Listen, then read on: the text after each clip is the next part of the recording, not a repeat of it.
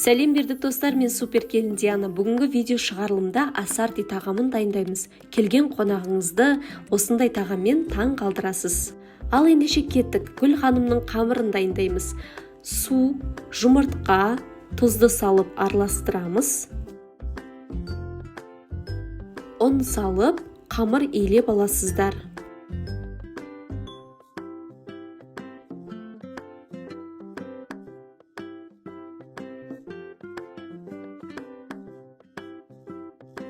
Иленген қамырды 20 минутқа бетін жауып тындырып қоямыз.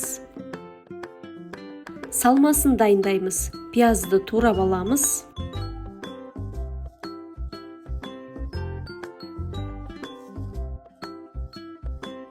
Сәбізді теркадан өткізіп аласыздар. Тартылған сиыр еті, кинза, тұз, қара бұрыш саласыздар. Енді барлығын жақсылап араластырып аламыз. ұн салып, қамырды жайып аламыз.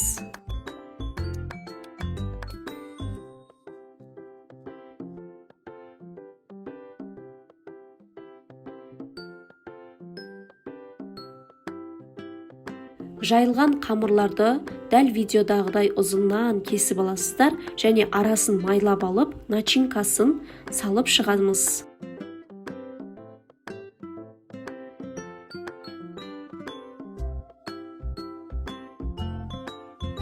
Дәл видеодағыдай түйіп аласыздар, қамырды екінші бетіне аударып аламыз, одан кейін шетінен бастап орай бастайсыздар, сонда раушан гүл тәріздес әдемі формада дайын болады. Мантаварканың астын майлап аласыздар, және де гүл ханымның бетін майлап қоямыз. 5 минутта дайын болады. Сиырдың қабырға еті қажет болады. Шашликке арналған приправа, кинза, паприка және қара бұрыш тұзды салып, араластырып, тұздықтап аламыз. Қызып тұрған қазанға сұйық майды құйып, етті қызартырып қуырып аласыздар. Етті қуырып болғаннан кейін 20 минутқа бетін жауып, жай отта пісіріп аламыз. 20 минуттан кейін барып, пиязды салып, қайтадан қуырып, 15 минутқа бетін жауып қоясыздар. Достар, мінеки етіміз жұмсарып дайын болды. Енді картопты салып, қайтадан қуырамыз. Енді 30 минутқа бетін жауып, жай отта пісіріп аласыздар.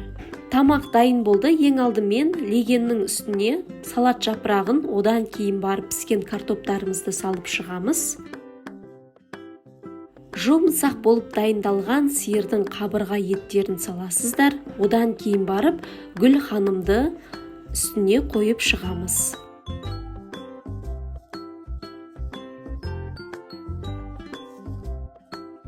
Тамақтың жан жағына помидор, көк пияз және қызыл пиязды салып, сәндеп жіберсеңіздер, тіпті дастарханыңыздың ажарын ашып жібереді. Сіздер де міндетті түрде дәл осы тағамды жасап көріңіздер. Сіздермен бірге болған супер келін Диана. Видеоға лайк басып, парақшаға тіркеліп қойыңыз.